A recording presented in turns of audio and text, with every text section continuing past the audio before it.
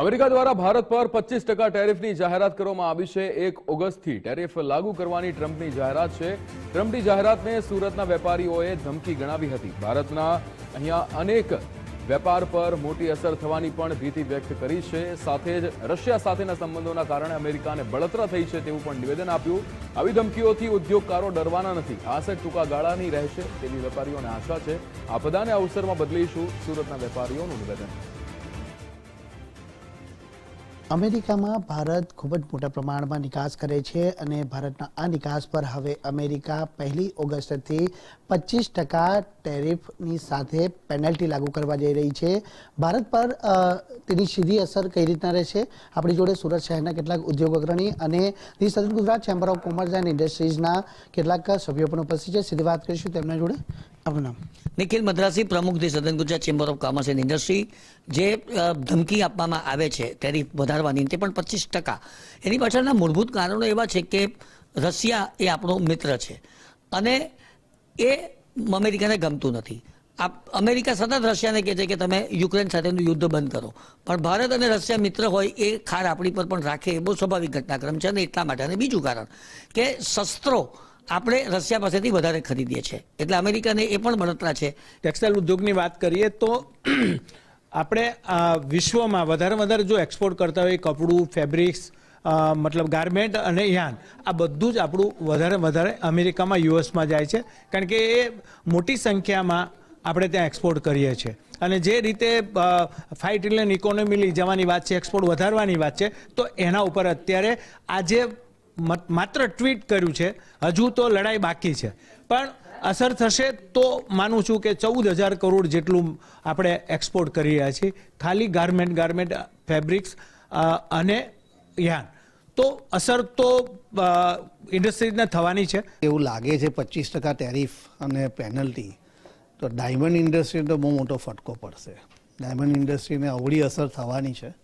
પરંતુ તે સિવાય જો અને સામાન્ય રીતે જો હું વાત કરું તો મારું એવું માનવું છે કે જે ફ્રી ટ્રેડ પોલિસી જે છે, વિશ્વના દરેક દેશને મુક્ત વેપાર નીતિ જે બનાવી છે, તેમાં દરેક દેશને પોતાના દેશમાં જે કંઈ પણ પ્રોડક્ટ બને, જે કંઈ પણ વસ્તુ બને અને સેવાઓ આપે, તો મુક્ત રીતે એકબીજાની સંમતિથી એનો વેપાર કરવાની આ એક પોલિસી છે, એક નીતિ સમગ્ર દુનિયામાં દરેક દેશે અપનાવી છે। પરંતુ જ્યારે ટ્રમ્પ સાહેબે આજે એવું કહ્યું છે કે જો તમે રશિયા સાથે કરશો તો 25% ફ્લેટ રેટે જે ટેરિફ લગાવવાનો નવો કાયદો અમલમાં મૂકવાની વાત છે, પરંતુ તે ઉપરાંત રશિયા સાથે જો તમે વેપાર કરશો તો એની પર પેનલ્ટી લગાવીશું, તો હું માનું છું કે આ ફ્રી ટ્રેડ પોલિસી જે છે વર્લ્ડની, તેની તદ્દન વિરુદ્ધ છે। એ કોઈપણ સંજોગોમાં એક ભારતીય નાગરિક તરીકે સ્વીકારી શકાય એવી વાત નથી। અમેરિકાને પણ ઇન્ડિયાને આ રીતે ટ્રીટમેન્ટ આપવાથી લાંબુ નુકસાન થઈ શકે।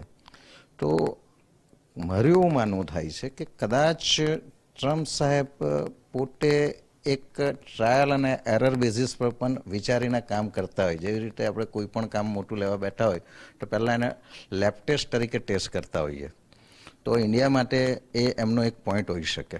ખાસ કરીને અત્યારે જે આ ટેરિફ લગાવવામાં આવ્યું છે તે જોતા આયાત ઉપર તો નહીં પણ નિકાસ ઉપર થોડાક સમય પૂરતું કહીશું કે અસર પડી શકે એમ છે, પણ એ લાંબો સમય એ અસર રહે એવું લાગતું નથી। કારણ કે આજે ઘણી એવી પ્રોડક્ટ છે, ખાસ કરીને ટેક્સટાઇલ, ફાર્માસ્યુટિકલ્સ એવી પ્રોડક્ટ જે ભારતમાં ખૂબ મોટા પ્રમાણમાં, સારા પ્રમાણમાં બની રહી છે। અમેરિકામાં એનું પ્રોડક્શન ખૂબ જ જૂજ છે। તો આજે યુએસએને એ બધી વસ્તુઓ ભારત પાસેથી જ ઇમ્પોર્ટ કરવી પડે, અને જો એમાં એ ટેરિફ લગાવે તો ભારતને નિકાસમાં તો થોડી અસર પડે, પણ અમેરિકાને પણ ખૂબ મોંઘું પડે, ત્યાંના રિટેલ માર્કેટમાં પણ ખૂબ મોંઘવારી વધે।